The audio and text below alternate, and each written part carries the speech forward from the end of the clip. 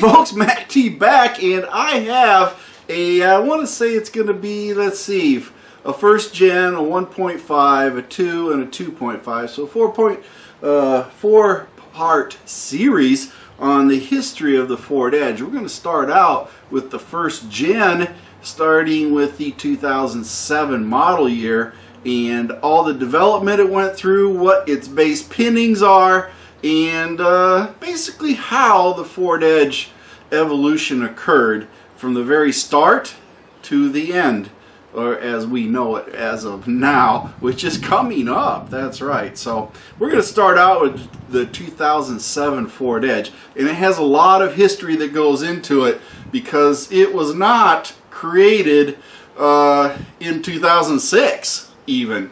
They started designing the Ford Edge in the 2005 area because they introduced the prototype January of 2006 at the North American Auto Show in Detroit to debut the 2007 model, and that was in 2006. They did not start production until, of course, about October or so of 2006, and they sold it as a 2007 model year. So some of you may be running around with a 2006 Ford Edge. Now let's go back to the history and the design and where it all started from.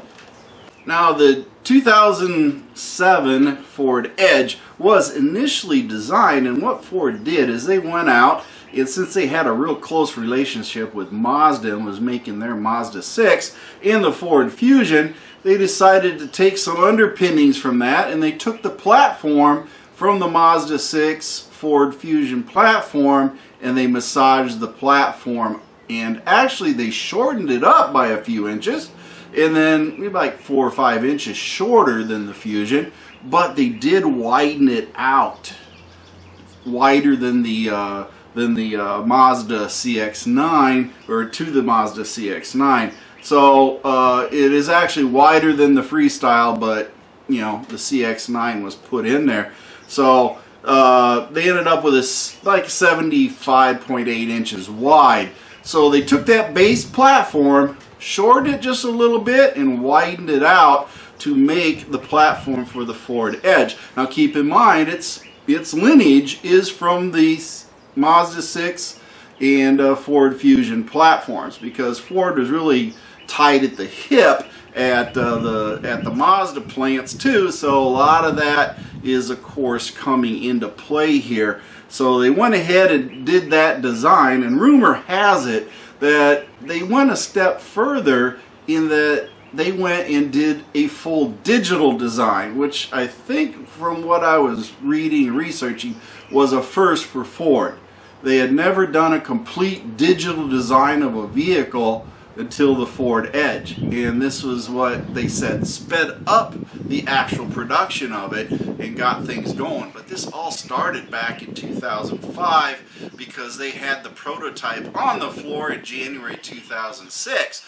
So it went in there, and they wanted to compete with the other SUVs in its class that were present and just starting out at the time, like the Nissans and other things that were showing up. So they went ahead and did that, and they made it, of course, all-wheel drive.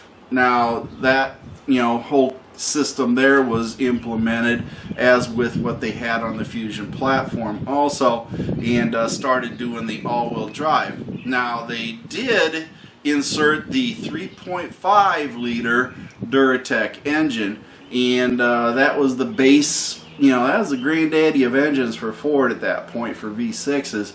So they put that in there and mated it up with the all-wheel drive system that they had in there. Now keep in mind that the Ford Fusion is far lower, so they of course raised that platform up and then established some other things in there. Basically the all-wheel drive system was put in there, advanced track, and then RSC system and other things with a gyroscopic sensor and everything else to help manage that all-wheel drive system for yaw and roll motions and everything else that were going on to keep the vehicle on track, and that was all put in there.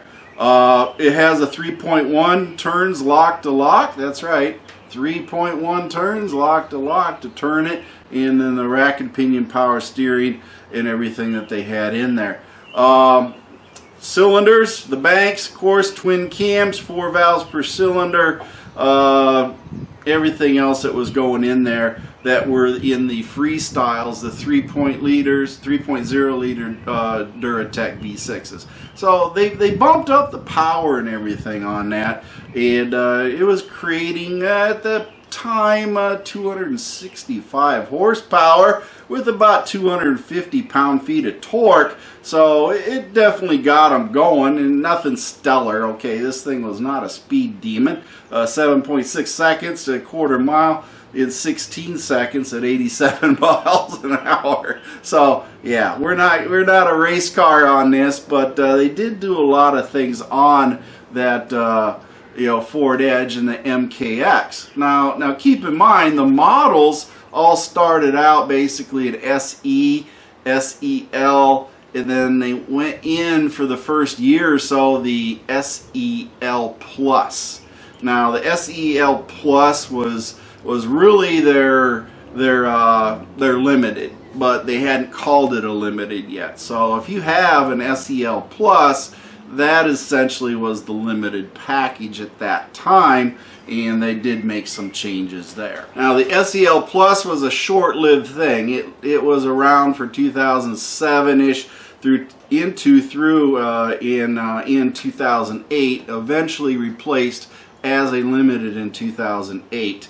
That gave you an upgrade in your interior trim to leather, dual zone climate, a lot of other things, CD changers and all this other stuff that was going in there, along with some communications with your phones and everything else. The sync system was not quite there yet, but they were working on that. Well, then later on, as time went, they did introduce the sport trim. And the sport trim was introduced in 2008, but really didn't start until the 2009 model year. And the sport trim was only trim in nature. You did not get a different engine, folks. You had the same 3.5 as all the other Ford Edges had, but you did get those big 22s, which unfortunately made your sport slower.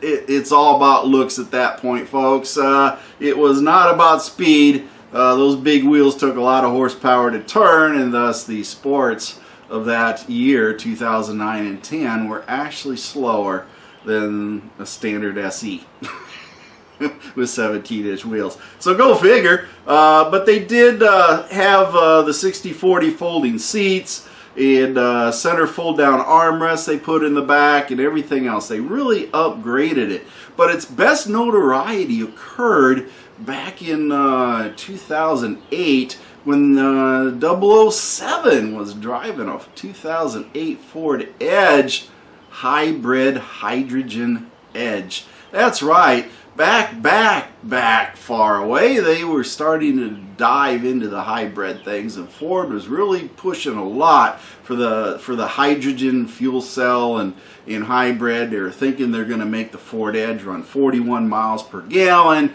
and in the James Bond Quantum of Solace movie, he's driving the Edge in a desert, as you can see here, and he's just cruising along, and he proved that the back hatch was very useful by basically putting your hostages in the back. As he tosses out the hostage, the nemesis of the whole show gets thrown out into the desert from the rear hatch. And, James Bond, I can't tell you enough, but man, we all know that you got to use 5W20 motor oil, synthetic. You threw a little 1-liter can of conventional motor oil out of the back of your car at this dude to drink in the desert. Holy cow, that is oil abuse right there. Anyway, a very, very interesting scene in the movie, and, hey, it is what it is. But it's still rather funny. I wonder how long it takes him to get thirsty to drink that can of oil, as they say. But anyway, it was just some European block conventional oil he threw on the ground there. It wasn't anything that I would run in my Ford Edge. But anyway, that's part of the history of the Ford Edge in 2008 for that movie. It came out, and they did that hybrid thing, but it never really materialized, folks. They experimented with it. The hydrogen fuel cell Edge just never really got off the ground into production. So that's pretty much where it all ended up and didn't go any further. But they did have, like I said, a few of the stats. The Ford Edge was competing with a lot of different vehicles at the time. It was considered one of the better vehicles, had a lot of awards, of course, when it was introduced. And then the Limited and the Dual Zone and the Sport started dressing it up, and everybody wanted that. And sales really started picking up with the Ford Edge. And then, of course, as things went, they really did a lot more work on the Edge in the next generation, the 1.5, but they did a lot of improvements over the time period in these first 4 years of the first generation, and it's quite evident of everything they were doing in the fact that they were making improvements as they went. And the Ford Edge, had a pretty decent start, and it had some movie kickings going on with its background, and everybody knows that. So yeah, 18-inch wheels and all this stuff. They went from 17-inch wheels to 18-inch wheels. Then they were up through the 22-inch wheels and everything else. So you got a lot of different wheel sizes based on trims as far as what you're getting. I think the 18s came with a Limited or 20. Yeah, it just really gets convoluted in there. And the trims really made a difference as far as the sales, because everybody wanted the Sport, but it just didn't have a sporty engine. But that sporty engine was introduced in the 1.5 generation, and that's of course where we're going there. Well, I hope you found this part one of the Ford Edge history a little bit interesting, but keep in mind we jump to the 1.5 version in the next part. And I'm telling you, just to give you a little bit of heads up, 3 different engines, powertrains, and everything else involved. So Ford stepped up the game in my next part. Hope you like this. Subscribe, join MACTFORDEDGE. Subscribe to this channel. Make sure you go to the Facebook groups, MACTFORDEDGE, and also MACTGarage, and also on MeWe. That's right, I got MeWe groups for MACTFORDEDGE, MACTGarage. Also, Mifey hit the floor today. I'm having a great day. I want you to have a great day too. Band of One's always got some great music, and Mercy Girls really got the one-liners for you. Thank you for watching MacT's videos, and remember to like and subscribe. This is a Mercy Girl production.